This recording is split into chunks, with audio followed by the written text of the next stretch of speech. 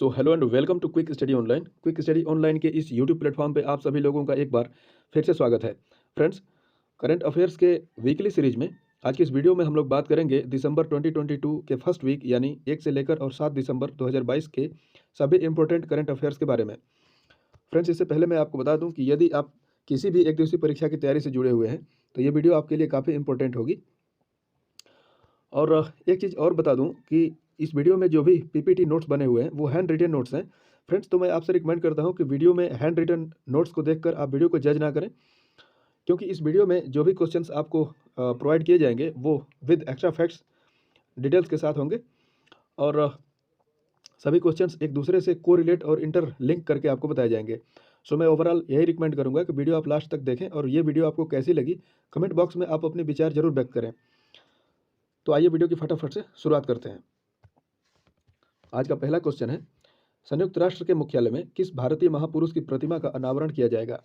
तो आपको बता दें कि इसका सही उत्तर हो जाएगा महात्मा गांधी। ठीक है, केंद्रीय विदेश मंत्री एस जयशंकर जी के द्वारा 14 दिसंबर को इस प्रतिमा का अनावरण किया जाएगा। और ख़ास बात यह है कि इस प्रतिमा के जो मुख्य डिजाइनर हैं, मूर्तिकार हैं, वो रामवी सुतार हैं। रामवी सुतार के बारे में मैं कई बार आपको बता चुका हूँ, ये पुराना नाम है। जो गुजरात के केवड़िया में स्टैचू ऑफ यूनिटी आपने देखा था, उसके भी मुख्य वास्तुकार यही थे। यहाँ पर इस क्वेश्चन से हमें मुख्य रूप से दो की पॉइंट्स मिल जाते हैं, एक महात्मा गांधी और दूसरा संयुक्त राष्ट्र। तो सबसे पहले मैं संयुक्त राष्ट्र के बारे में ही आपको बताता हूँ। देखिए, यूएन की स्थापना 24 अक्टूबर 1945 को की गई थी, इसीलिए हम प्रतिवर्ष 24 अक्टूबर को संयुक्त राष्ट्र दिवस के रूप में मनाते हैं। ठीक है, इसका हेडक्वार्टर न्यूयॉर्क अमेरिका में है। ये वही न्यूयॉर्क है जहाँ पर अभी हाल ही में पोलियो के चलते आपातकाल की घोषणा की गई थी। और इस न्यूयॉर्क शहर में दीपावली के पर्व के अवसर पर स्कूलों में अवकाश की घोषणा की गई थी। ठीक है, मतलब अवकाश रहने की घोषणा की गई थी। ठीक है, और ये न्यूयॉर्क हडसन नदी के किनारे बसा हुआ है। संयुक्त राष्ट्र के जो अध्यक्ष हैं एंटोनियो गुटेरस, अभी 3 दिवसीय यात्रा पर भारत आए थे। महात्मा गांधी के बारे में बात करूं तो भारत में राष्ट्रपिता के नाम से इनको जाना जाता है। सत्य अहिंसा के लिए ये पूरे विश्व में जाने जाते हैं। और प्रतिमा अनावरण की बात हो रही है तो यहाँ पर आपको बता दूं कि इनके सत्य और अहिंसा के प्रभावशाली विचारों को देखते हुए न केवल भारत अपितु पूरी दुनिया प्रभावित है और लगभग 84 देशों में इनकी प्रतिमा का अनावरण किया जा चुका है या किए जाने की घोषणा की गई है। ठीक है, महात्मा गांधी का जन्म पोरबंदर गुजरात में 1869 में किया हुआ था और इनकी मृत्यु 1948 में हो गई थी। ठीक है, इंग्लैंड से ये बैरिस्टर बनकर भारत लौटे थे और एक मुकदमे के सिलसिले में ये साउथ अफ्रीका गए थे। 9 जनवरी 1915 को ये अफ्रीका से वापस भारत लौटे थे, इसीलिए हम प्रतिवर्ष 9 जनवरी को प्रवासी भारतीय दिवस के रूप में मनाते हैं। ठीक है, करंट की बात मैं बता दूं, इस बार जो 17वां प्रवासी भारतीय दिवस 8 से 10 जनवरी के बीच मनाया जाएगा, ये इंदौर मध्य प्रदेश में आयोजित किया जाएगा और इसमें मुख्य अतिथि के तौर पर गुयाना के राष्ट्रपति मोहम्मद इरफान अली को आमंत्रित किया गया है। तो इस क्वेश्चन से इतनी डिटेल्स। ठीक है, next, private space company Agnikul Cosmos ने भारत का पहला निजी रॉकेट लॉन्च पैड कहाँ विकसित किया है? तो इसका सही उत्तर हो जाएगा आंध्र प्रदेश के श्रीहरिकोटा में। श्रीहरिकोटा टेस्टिंग रेंज के लिए जाना जाता है, बहुत पुराना नाम है, कई बार आप सुने होंगे। ठीक है, और आपको बता दें कि इसका उद्घाटन इसरो के अध्यक्ष एस सोमनाथ जी के द्वारा किया जाएगा। स्पेस कंपनी अग्निकुल कॉस्मोस की बात करें तो इसकी स्थापना वर्ष 2017 में की गई थी। इसका हेडक्वार्टर चेन्नई तमिलनाडु में है।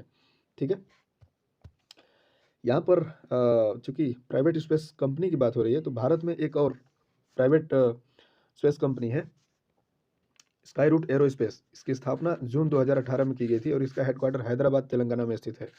मैं इसका डिस्कशन इसलिए लाया हूँ क्योंकि इससे दो क्वेश्चन मैं आपको बता देता हूँ। भारत में पहला निजी क्रायोजेनिक इंजन इसी के द्वारा धवन 1 उसका नाम था, ये लॉन्च किया गया था। और पहला निजी रॉकेट विक्रम एस भी इसी ने लॉन्च किया था।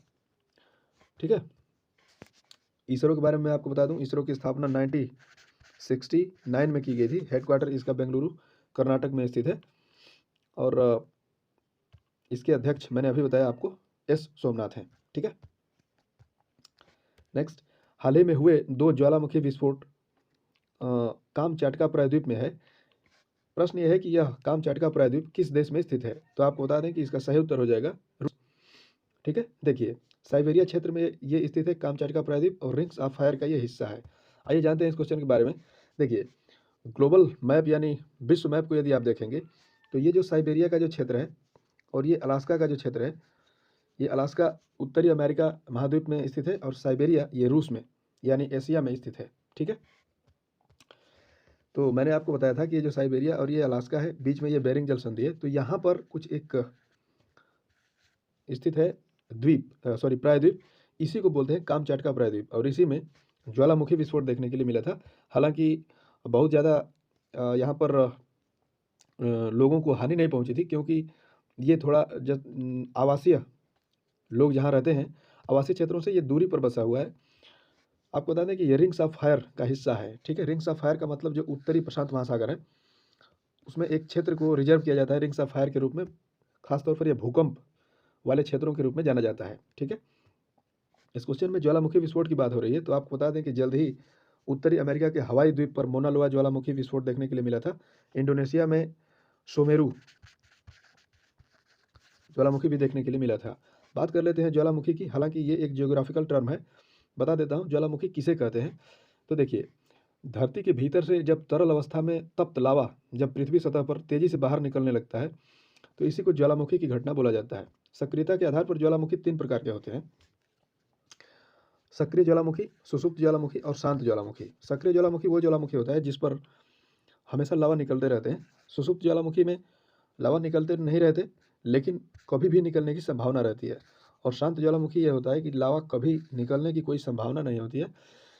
शांत ज्वालामुखी में ज्वालामुखी का जो मुख होता है वो किसी प्रकार से ढक जाता है और इसमें जल भर जाने की वजह से ये एक जलीय आकृति, झील वगैरह की आकृति ले लेता है। ठीक है, इस बात को याद रखिएगा। नेक्स्ट फ्रेंड्स, यदि आपको वीडियो अच्छी लग रही है तो आप वीडियो को सपोर्ट जरूर करें और चैनल को सब्सक्राइब अवश्य कर लें, ताकि अगली वीडियो की इंस्टेंट नोटिफिकेशन आप तक आसानी से मिल जाएगी। और एक बात और बता दूं, ये फ्रेंड्स ये वीडियो आपको और पहले मिल जाना चाहिए था। 1 से 7 दिसंबर के बीच का ये वीडियो है और मैंने इसका जिक्र पहले भी कर दिया है। ये वीडियो अपने टाइम से थोड़ी लेट हो रही है और इसके बाद भी आने वाली कुछ वीडियोज होंगी जो लेट होंगी, तो इसके लिए मैं ओवरऑल सॉरी बोलूँगा और प्लीज़ आप इसको मैनेज कीजिएगा। तो आइए नेक्स्ट, वीडियो के पीडीएफ के लिए आप टेलीग्राम से हमें ज्वाइन कर सकते हैं। Quick study online directly type करें और आसानी से पीडीएफ को प्राप्त कर सकते हैं। नेक्स्ट, साई द्वारा हाल ही में किसे फूड एनिमल के रूप में मंजूरी दे दी गई है? तो आपको बता दें कि इसकी मंजूरी हिमालयी याक नामक एक जीव है, इसको मिल गई है। आपको बता दें कि पर्वतीय क्षेत्रों में गोवंशीय प्रजाति का ये एक हिमालयी याक ये जानवर है और इसका उद्देश्य क्या है कि पर्वतीय क्षेत्रों में जो इस प्रकार के जो गोवंशीय जानवर हैं, इनका बहुत तेज़ी से अवैध शिकार हो रहा है, जिसकी वजह से इनकी जनसंख्या बहुत तेज़ी से घट रही है। तो इनके संरक्षण के लिए ध्यान में रखते हुए ये इन्हें खाद्य पशु की सूची में सम्मिलित किया गया है। अब बात ये आती है कि खाद्य पशु किसे बोलते हैं, फूड एनिमल किसे बोलते हैं? तो आपको बता दें कि पर्वतीय क्षेत्रों में ये एक पाया जाने वाला जीव है, जिसे खाद्य पशु के रूप में स्वीकार किए जाने के बाद अब इसे कानूनी तौर पर पाले जाने के लिए ये मान्यता मिल गई है। ठीक है, जब लोग इसे पाल सकेंगे तो इससे मुख्य रूप से क्या होगा कि खाद्य उत्पादन यानी कृषि कार्यों में और जीवन यापन के लिए इसका प्रयोग किया जा सकेगा। ओवरऑल इसकी जनसंख्या को संरक्षित किया जा सकेगा, जनसंख्या में वृद्धि देखी जा सकेगी। ठीक है, क्वेश्चन में एक टर्म और है साई, FSSAI। ठीक है, FSSAI के बारे में बताऊं तो इसका फुल फॉर्म होता है food safety and standard authority of India. इसकी स्थापना वर्ष 2011 में की गई थी, नई दिल्ली में इसका हेडक्वार्टर है। ठीक है, नेक्स्ट, WHO द्वारा मंकी पॉक्स वायरस का नया नाम अब क्या कर दिया गया है? तो आपको बता दें कि इसका नया नाम अब एम पॉक्स कर दिया गया है। ठीक है, पहले इसका नाम मंकी पॉक्स होता था, अब एम पॉक्स कर दिया गया है। कारण क्या है कि जो मंकी पॉक्स जो नाम है वो दुनिया की किसी भाषा में ये अपमानजनक अर्थ रखता है तथा ये नस्लवादी अर्थ को व्यक्त करता है। इसी को ध्यान में रखते हुए WHO के द्वारा ये निर्णय लिया गया है कि अब इसे एम पॉक्स के नाम से जाना जाएगा। बात करें थी WHO की, तो WHO यानी वर्ल्ड हेल्थ ऑर्गेनाइजेशन, इसकी स्थापना 7 अप्रैल 1948 को की गई थी। इसीलिए हम प्रतिवर्ष 7 अप्रैल को वर्ल्ड हेल्थ डे के रूप में मनाते हैं। हेडक्वार्टर इसका जिनेवा स्विट्जरलैंड में है। टेड्रोस अदनोम इसके अध्यक्ष हैं। ठीक है, और इसी WHO के द्वारा जल्द ही एक टीबी रिपोर्ट जारी की गई थी और दुनिया का पहला पारंपरिक औषधि के लिए वैश्विक केंद्र ये गुजरात के जामनगर में स्थापित किया जाएगा WHO के सहयोग से, याद रखिएगा। टाटा के स्वामित्व वाली एयर इंडिया में किस एयरलाइंस के विलय की घोषणा की गई है? तो आपको बता दें कि इस विस्तारा एयरलाइंस के विलय की घोषणा की गई है और ये विलय मार्च 2024 तक किया जा सकेगा। विस्तारा के बारे में आपको बता दूं, विस्तारा की स्थापना वर्ष 2013 में की गई थी। हेडक्वार्टर इसका गुरुग्राम हरियाणा में है और विनोद कन्नन इसके वर्तमान CEO हैं। ठीक है, नेक्स्ट, हाल ही में 23वें हॉर्नबिल फेस्टिवल की शुरुआत किस राज्य में की गई है? तो आपको बता दें कि इसका शुरुआत नागालैंड में किया गया है। ठीक है, और यहाँ पर इसे त्योहारों का त्यौहार के रूप में जाना जाता है। किसको? हॉर्नबिल फेस्टिवल को। ठीक है, हॉर्नबिल एक नया नाम हमें लग रहा है। हॉर्नबिल एक वन पक्षी है और इसी के जागरूकता के लिए ये त्यौहार प्रतिवर्ष मनाया जाता है। आपको बता दें कि ये त्यौहार पहली बार पिछले वर्ष लगभग, या पिछले वर्ष के पिछले वर्ष कह सकते हैं, त्रिपुरा में पहली बार मनाया गया था। ठीक है, तो इन चीज़ों को याद रखिएगा। यहाँ पर बात हो रही है नागालैंड की, तो नागालैंड एक पूर्वोत्तर में स्थित राज्य है। नागालैंड की राजधानी है कोहिमा और इसी कोहिमा में भारत का 61वां सॉफ्टवेयर टेक्नोलॉजी पार्क स्थापित किया गया है। मुख्यमंत्री यहाँ के नेफ्यूरियो हैं और राज्यपाल के रूप में जगदीश मुखी जो असम के राज्यपाल हैं, इनको अतिरिक्त प्रभार दिया गया है। नागालैंड से संबंधित 2-3 बातें मैं आपको बता देता हूँ। देखिए, नागालैंड में अभी हाल ही में नॉर्थ ईस्ट ओलंपिक का दूसरा संस्करण नहीं, ये दूसरा संस्करण ना मेघालय की राजधानी शिलोंग में आयोजित किया गया था। अब इसके बाद जो तीसरा संस्करण होगा वो नागालैंड में आयोजित किया जाएगा। ठीक है, और नागालैंड की जो विधानसभा है वो भारत की पहली पेपरलेस विधानसभा है। और एक स्टैटिक फैक्ट बता देता हूँ, 2011 की जनगणना में नकारात्मक जनसंख्या वृद्धि दर्ज करने वाला ये भारत का एकमात्र राज्य नागालैंड था। ठीक है, तो इस चीज़ को याद रखिएगा। नागालैंड में एक नेशनल पार्क है इटांकी, तो इसको आप याद रख सकते हैं रिलेट करके। ठीक है, नेक्स्ट, हाल ही में UPSC के सदस्य के रूप में किसने शपथ ग्रहण की है? तो आपको बता दें कि इसका सही उत्तर हो जाएगा प्रीति सूदन। ये प्रीति सूदन आंध्र प्रदेश कैडर की 1983 की IAS ऑफिसर है और इन्हीं को UPSC के सदस्य के रूप में शपथ दिलाई गई है। ठीक है ना, बात कर लेते हैं UPSC की। तो UPSC यानी यूनियन पब्लिक सर्विस कमीशन, ली आयोग की अनुशंसा पर इसकी स्थापना 1926 में की गई थी। ये एक संवैधानिक निकाय है। भारत में हायर रैंक के जो ब्यूरोक्रेट्स हैं उनकी नियुक्ति एवं उनके द्वारा आयोजित की जाने वाली परीक्षाओं के लिए ये जिम्मेदार एक संगठन है। ठीक है, इसका मुख्यालय नई दिल्ली में स्थित है, तो इस चीज़ को याद रखिएगा। उत्तर प्रदेश की पहली महिला पुलिस आयुक्त कौन बनी है? तो इसका सही उत्तर हो जाएगा लक्ष्मी सिंह। ये वर्ष 2000 की IPS ऑफिसर है और इन्हीं को उत्तर प्रदेश में पहली महिला पुलिस कमिश्नर के रूप में नियुक्त किया गया है। आपको बता दें कि गौतम बुद्ध नगर यानी नोएडा के पुलिस कमिश्नर आलोक सिंह की जगह इन्हें नियुक्त किया जाएगा। ठीक है, नोएडा के बारे में बता देता हूँ 2-3 बातें। देखिए, नोएडा उत्तर प्रदेश का एक शहर है और इसी नोएडा में उत्तर भारत का पहला डेटा सेंटर स्थापित किया जाएगा। ठीक है, राष्ट्रपति द्रौपदी मुर्मू जी के द्वारा नोएडा में भारत जल सप्ताह की शुरुआत की गई है और भारत का पहला डबल डेकर एक्सप्रेसवे ये नोएडा में ही बनाया जाएगा। एशिया का सबसे बड़ा इंटरनेशनल एयरपोर्ट जेवर एयरपोर्ट ये नोएडा में ही बन रहा है। ठीक है,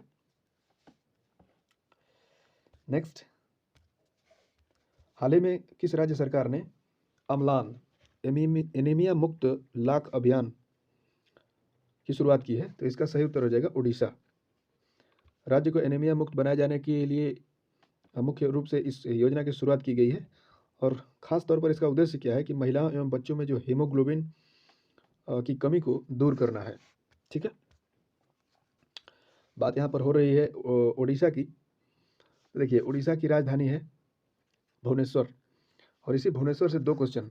भुवनेश्वर भारत का पहला स्मार्ट सिटी है और केंद्रीय रेल मंत्री के द्वारा, कौन है केंद्रीय रेलवे मंत्री इसमें? अश्विनी वैष्णव। ठीक है, इनके द्वारा भारत में स्वदेशी तौर पर विकसित पहली एल्युमिनियम से निर्मित फ्रेट रेक ट्रेन का उद्घाटन किया गया था। ठीक है, तो याद रखिएगा। यहाँ के मुख्यमंत्री वर्तमान में नवीन पटनायक हैं और राज्यपाल गणेशी लाल, और उड़ीसा उच्च न्यायालय जो स्थित है कटक में, इसके मुख्य न्यायाधीश हैं S मुरलीधर। ठीक है, उड़ीसा भारत का पहला राज्य है जो जनजातियों का विश्वकोश जारी किया है, ठीक है। और वर्ष 2023 तक राज्य को झुग्गी मुक्त कराने के लिए उड़ीसा सरकार के द्वारा घोषणा की गई है। अलीवा पहल की शुरुआत ये उड़ीसा के द्वारा ही की गई थी। उड़ीसा के बारे में कुछ बेसिक फैक्ट्स जान लेते हैं। तो देखिए, सिमलीपाल और भीतरकनिका नेशनल पार्क यहीं पर है। घमुरे यहाँ का लोक नृत्य है। याद रखिएगा, घमुरे ये उड़ीसा का है, लेकिन घूमर ये राजस्थान का है। और ओडिसी यहाँ का प्रमुख शास्त्रीय नृत्य है। और दो मंदिर के बारे में बताता हूँ, लिंगराज मंदिर और पुरी में स्थित जगन्नाथ मंदिर, ठीक है। कोणार्क मंदिर भी यहीं पर स्थित है। तो ये सारी इन्फॉर्मेशन यहाँ से। Next, third T20 blind cricket विश्व कप टूर्नामेंट की मेजबानी किस देश के द्वारा की जाएगी? तो इसका सही उत्तर हो जाएगा भारत। सबसे अच्छी बात इसमें यह है कि इसके ब्रांड एम्बेसडर पूर्व क्रिकेटर युवराज सिंह हैं, ठीक है। और ये तीसरा संस्करण होगा, नेत्रहीन क्रिकेटरों के लिए ये आयोजित किया जाएगा।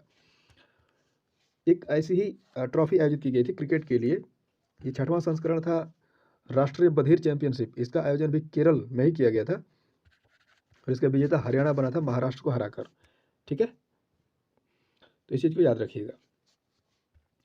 किस राज्य में स्थित तराई हाथी रिजर्व देश का 33वां हाथी रिजर्व होगा?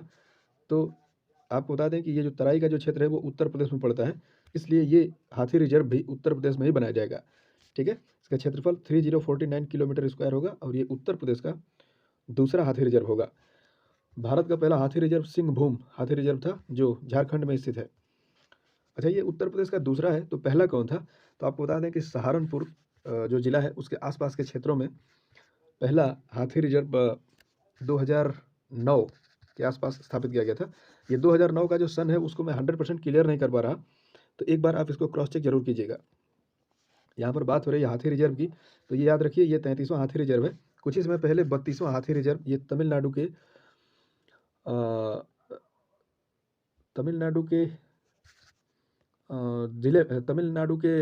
तमिलनाडु में अगस्त मलाई हाथी रिजर्व के रूप में स्थापित किया गया था। और न केवल तमिलनाडु की सरकार द्वारा ये हाथी रिजर्व स्थापित किया गया, बल्कि हाथियों की मृत्यु की निगरानी के लिए एक परीक्षा ढांचा भी तैयार किया गया है, पेश किया गया है, ठीक है। ये भारत का पहला हाथी मृत्यु परीक्षा ढांचा होगा, ऑडिट, ठीक है ना। और ये तमिलनाडु सरकार के द्वारा पेश किया गया है। आपको बता दें कि भारत में वर्ष 1992 में प्रोजेक्ट एलिफेंट लागू किया गया था हाथियों के संरक्षण के लिए। कमेंट बॉक्स में आप बताएंगे कि प्रोजेक्ट टाइगर किस वर्ष लाया गया था। नेक्स्ट, भारत को हराकर किसने विजय हजारे ट्रॉफी 2022 का खिताब जीत लिया है? तो आपको बता दें कि इसका खिताब सौराष्ट्र ने जीत लिया है, महाराष्ट्र को 5 विकेट से हराकर, ठीक है। और ये विजय हजारे ट्रॉफी ये क्रिकेट से संबंधित है, ठीक है ना। और इस बार का खिताब तो सौराष्ट्र ने जीत लिया है। पिछले वर्ष का भी आप याद रख लीजिएगा, पिछले वर्ष हरियाणा ने यह खिताब जीता था पहली बार, ठीक है। और विजय हजारे ट्रॉफी, कुछ ट्रॉफियों को मैं बता देता हूँ यहाँ पर। उससे पहले हम लोग जान लेते हैं इस ट्रॉफी में जो प्लेयर ऑफ द टूर्नामेंट का खिताब था वो ऋतुराज गायकवाड़ ने जीता था। ये वही ऋतुराज गायकवाड़ है जो अभी उत्तर प्रदेश के खिलाफ दुनिया के सबसे बड़े cricket stadium Narendra Modi stadium Ahmedabad में 1 ओवर में मतलब 6 बॉल पे 7 छक्के लगाए थे। ये फिनोमेना आपको समझ में आया नहीं, बताता हूँ। देखिए, ओवरऑल सामान्य तौर पर 1 ओवर में 6 बॉल होती है, लेकिन इन्होंने खेलने के दौरान एक 9 बॉल का भी सामना किया था जिस पर इन्हें फ्री हिट मिला और उस पर भी इन्होंने छक्का ही जड़ा था। तो इस प्रकार 1 ओवर के दौरान इन्होंने 7 छक्के लगाने वाले दुनिया के पहले बल्लेबाज बन गए थे। और प्लेयर ऑफ द मैच का जो पुरस्कार था वो शेल्डन जैक्सन को दिया गया था। मैंने आपको ट्रॉफियों के बारे में बताने के लिए कहा था। तो देखिए, एक रणजी ट्रॉफी है, ठीक है। इसका विजेता मध्य प्रदेश है, ये भी पहली बार ही बना है। और सैयद मुश्ताक अली ट्रॉफी का विजेता कौन बना? मुंबई। तो इन बातों को यहाँ से याद रखिएगा। नेक्स्ट, किस हाई कोर्ट ने राज्य के मंदिरों में मोबाइल फ़ोन के उपयोग पर प्रतिबंध लगा दिया है? तो आपको बता दें कि मद्रास हाई कोर्ट के द्वारा। इसका उद्देश्य क्या है कि पूजा स्थलों की पवित्रता बनाए रखना, इसका मुख्य उद्देश्य है, ठीक है। देखिए, दक्षिण भारत में आजकल धार्मिकता को लेकर मंदिरों में पवित्रता को बनाए रखने के लिए काफ़ी उथल पुथल मची हुई है। आपने इस क्वेश्चन में मद्रास हाई कोर्ट के ये निर्णय को देख रहे हैं कि मोबाइल पर प्रतिबंध लगा दिया है। केरल में एक सबरीमाला मंदिर है, यहाँ पर केरल सरकार यानी केरल हाई कोर्ट के द्वारा किसी को भी हेलीकॉप्टर सुविधा दिए जाने के लिए बैन कर दिया गया है, ठीक है, तो ये भी खबर काफ़ी चर्चे में थी, याद रखिएगा। हवाई परिवहन के लिए किस मंत्रालय ने देश के 3 एयरपोर्ट्स पर डीजी यात्रा सेवा की शुरुआत की है? तो आपको बता दें कि केंद्रीय नागरिक एवं उड्डयन मंत्रालय द्वारा ये शुरुआत किया गया है।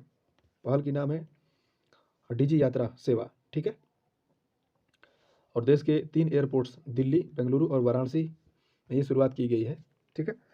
केंद्रीय नागरिक उड्डयन मंत्री इसमें वर्तमान में ज्योतिरादित्य सिंधिया हैं, मध्य प्रदेश से आते हैं, ठीक है। और ये डीजी यात्रा सेवा क्या है, तो आपको बता दूं कि ये संपर्क रहित प्रसंस्करण है। ये थोड़ा सा वर्ड आपको सिंपल लैंग्वेज में समझ में नहीं आया, बता देता हूँ। आमतौर पर जब आप एयरपोर्ट पर रिपोर्टिंग के लिए जाते हैं या बोर्डिंग के लिए जाते हैं तो आपको कुछ डॉक्यूमेंटेशन से गुजरना पड़ता है। तो आपको एक बड़ी मात्रा में डॉक्यूमेंट भी ले जाना पड़ता है, साथ में ये काफ़ी टाइम टेकिंग भी होता है। तो इसी को बात को ध्यान में रखते हुए ये डीजी यात्रा सेवा की शुरुआत की गई है। ये एक तरह का डिजिटल चेकअप होगा और सिंपल भाषा में कहें तो आपका चेहरा ही आपका बोर्डिंग पास हो जाएगा। तो इससे क्या होगा कि आपको डॉक्यूमेंट ले जाने की ज़रूरत कम पड़ेगी और टाइम का भी बहुत बड़ी मात्रा में बचत होगा। ठीक है। यहाँ पर देश के 3 एयरपोर्ट्स की बात हो रही है, दिल्ली, बेंगलुरु और वाराणसी। एक एक फैक्ट्स मैं बता देता हूँ। दिल्ली अभी एक दुनिया के व्यस्ततम हवाई अड्डों की एक सूची जारी की गई थी। दिल्ली उस सूची में 10वें स्थान पर था, ठीक है। सिंगल यूज प्लास्टिक वाला ये भारत का पहला एयरपोर्ट ये दिल्ली एयरपोर्ट ही है। अच्छा, जो 10 नंबर पर मैंने बताया जो व्यस्ततम हवाई अड्डा की सूची जारी की गई थी, उसमें पहला नंबर पर अमेरिका का अटलांटा हवाई अड्डा था। बेंगलुरु हवाई अड्डे की बात करते हैं तो बेंगलुरु हवाई अड्डे में नाद प्रभु केम्पेगौड़ा, ठीक है। नाद प्रभु केम्पेगौड़ा जो बेंगलुरु शहर के संस्थापक हैं, इनकी प्रतिमा का अनावरण किया गया है, ठीक है। स्टैचू ऑफ प्रोस्पेरिटी, याद रखिएगा। और वाराणसी एयरपोर्ट का नया नाम लाल बहादुर शास्त्री अंतर्राष्ट्रीय एयरपोर्ट रखा गया है, ठीक है, तो याद रखिएगा। नेक्स्ट, हाल ही में ICAO द्वारा जारी ग्लोबल एविएशन सेफ्टी रैंकिंग में भारत का कौन सा स्थान रहा है? तो इसका सही उत्तर हो जाएगा 48वां। आपको बता दें कि इस सूची में शीर्ष देश के रूप में सिंगापुर, UAE और दक्षिण कोरिया को रखा गया है, ठीक है। ICAO के बारे में बता देते हैं तो ये एक इंटरनेशनल ऑर्गेनाइजेशन है, इंटरनेशनल सिविल एविएशन ऑर्गेनाइजेशन। इसकी स्थापना 7 दिसंबर 1944 को की गई थी। हेडक्वार्टर इसका मॉन्ट्रियल कनाडा में स्थित है और इसी ने 7 दिसंबर को इसकी स्थापना की गई थी। इसीलिए ये 7 दिसंबर को सूची जारी किया गया था और इसमें भारत को 48वीं रैंक मिली थी, ठीक है। नेक्स्ट, प्रतिष्ठित the emissary of peace award से अमेरिका में किस भारतीय को सम्मानित किया गया है? इसका सही उत्तर हो जाएगा श्री श्री रविशंकर को। ये एक आध्यात्मिक नेता और समाज सेवी संस्था NGO जो आर्ट ऑफ लिविंग है उसके संस्थापक हैं, तो इनको सम्मानित किया गया है इस पुरस्कार से, तो याद रखिएगा, ठीक। नवीनतम आंकड़ों के अनुसार 2018-20 के दौरान मातृ मृत्यु दर कितनी दर्ज की गई है? तो आपको बता दें कि प्रति 1 लाख बच्चों के जन्म होने पर 97 माताओं की मृत्यु हो जाती है इस आंकड़े के अनुसार, ठीक है। और ये एक औसत दर है। वहीं राज्यों में सर्वाधिक मातृ मृत्यु दर की बात करें तो असम में दर्ज की गई 195 और सबसे कम ये केरल में दर्ज की गई मात्र 19, ठीक है, तो याद रखिएगा। अच्छा, यहाँ पर जनसंख्या से संबंधित बात हो रही है तो जनसंख्या से संबंधित कई बार मैंने आपको कुछ बेसिक फैक्ट्स बताए हैं, मैं एक बार फिर बता देता हूँ। देखिए, भारत में पहली बार जनगणना 1872 में लॉर्ड मेयो के शासनकाल में की गई थी। वहीं पहली पूर्ण जनगणना 1881 में लॉर्ड रिपन के शासनकाल में की गई थी। स्वतंत्र भारत की पहली जनगणना वर्ष 1951 में की गई थी, ठीक है। और जनगणना का अध्ययन डेमोग्राफी कहलाता है। प्रति 10 वर्षों पर जनगणना केंद्रीय गृह मंत्रालय के द्वारा किया जाता है और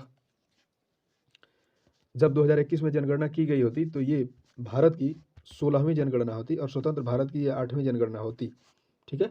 लेकिन 2021 में हो जाना चाहिए था, लेकिन ये डिले हो रहा है, देखिए कब होता है, ठीक है फ्रेंड्स। तो ये थी हम लोगों की फर्स्ट वीक से संबंधित चर्चा। उम्मीद करता हूँ ये वीडियो आपको अच्छी लगी होगी और यदि वीडियो आपको अच्छी लगी है तो फ्रेंड्स चैनल को सपोर्ट जरूर करें, वीडियो को लाइक, शेयर और कमेंट जरूर करें और सब्सक्राइब भी चैनल को जरूर कर लें।